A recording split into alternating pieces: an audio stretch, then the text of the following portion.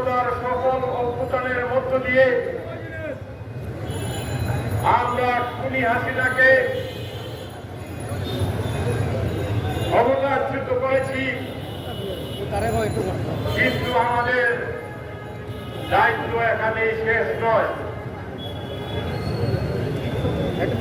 BNP বিরুদ্ধে দেশে বিদেশে বিভিন্ন ধরনের ষড়যন্ত্র চক্রান্ত অব্যাহত আছে।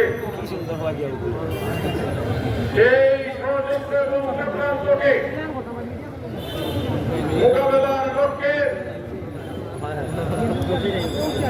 জাতীয়তাবাদী দলের প্রতিটি স্তরের নেতাকর্মীকে সজাগ দৃষ্টি রাখতে হবে,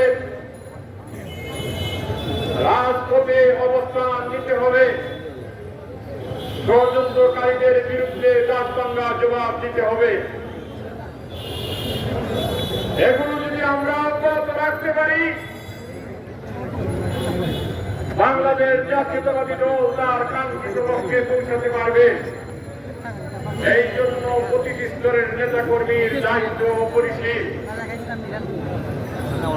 আজ থেকে 2 দিন পূর্বে আমাদের দলের ভারপ্রাপ্ত চেয়ারম্যান জনাব তারেক রহমান আমরা জেলা এবং মহানগরের 4 নেতার সাথে জুম কনফারেন্সের মাধ্যমে এই মেসেজটুকু আপনাদেরকে দিতে বলেছেন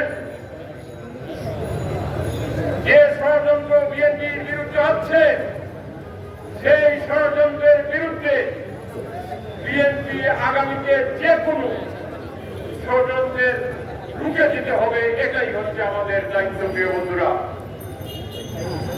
আজকে আমরা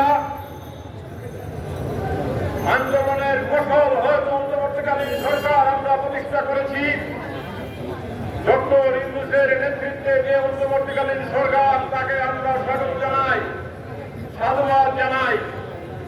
কিন্তু প্রশাসনের রন্ধ্রে রন্ধ্রে এখনো পর্যন্ত ওই পতিত স্বৈরাচারের ভোট এখনো চেপে আছে। তাদেরকে উদ্ঘাটন করতে হবে, তাদেরকে তাদের দায়িত্ব থেকে অব্যাহতি দিতে হবে। সেটা অন্তর্বর্তীকালীন সরকারের কাছে আমাদের দাবি। আমরা দেখেছি বিভিন্ন মন্ত্রণালয়ের সচিব, বিভিন্ন অধিদপ্তর পরিদপ্তরের প্রধান, প্রশাসন এবং পুলিশ প্রশাসনে এখনো জেগে বসে আছে ওই পতিত স্বৈরাচারের দূষক। তাদেরকে আমরা অপসারণের দাবি জানাচ্ছি বর্তমান অন্তর্বর্তীকালীন সরকারের কাছে। প্রিয় বন্ধুরা, সেই সাথে আমরা দেখতে পাচ্ছি যে তথাকথিত নির্বাচনের মধ্য দিয়ে বিভিন্ন সিটি কর্পোরেশনে তাদের সেই 17 বছরের জঞ্জাল পৌরসভা উপজেলাগুলোতে বিনা ভোটে নির্বাচিত কিছু লোক সৃষ্টি করে দিয়েছে। আমরা অন্তর্বর্তীকালীন সরকারের প্রতি আহ্বান জানাই, এদেরকে অপসারণ করতে হবে। 1991 সালে গণতন্ত্র পুনরুদ্ধার যখন বেগম খালেদা জিয়ার নেতৃত্বে হয়েছিল, সেই সময়ে এমনিভাবে এই স্থানীয় সরকার পরিষদের প্রতিনিধিদেরকে অপসারণ করা হয়েছিল। তারা আদালতের শরণাপন্ন হয়েছিল। আদালত সেই সরকারের সিদ্ধান্তকে আহ্বান করেছিল। আজকে আমরা বলবো, সেই উপজেলা পৌরসভা সিটি কর্পোরেশনের বিনা ভোটের এই সকল প্রতিনিধিদেরকে অপসারণ করতে হবে। তাদের সাথে সরকার যে সুযোগ সুবিধা দিয়েছে প্রত্যাহার করতে হবে।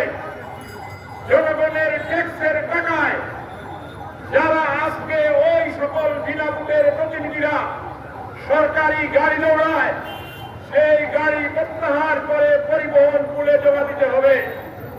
যদি এই কাজগুলো সিলেট বিভাগের প্রতিটি উপজেলা পৌরসভা সিটি কর্পোরেশনে করা না হয়, আমরা জনগণকে সাথে নিয়ে এই সকল কাজ করতে বাধ্য করব।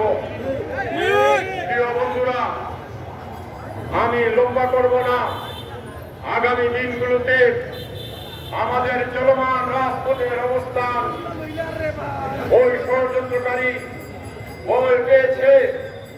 আমরা এই চলমান কর্মসূচি আমরা ভবিষ্যতে অব্যাহত রাখবো।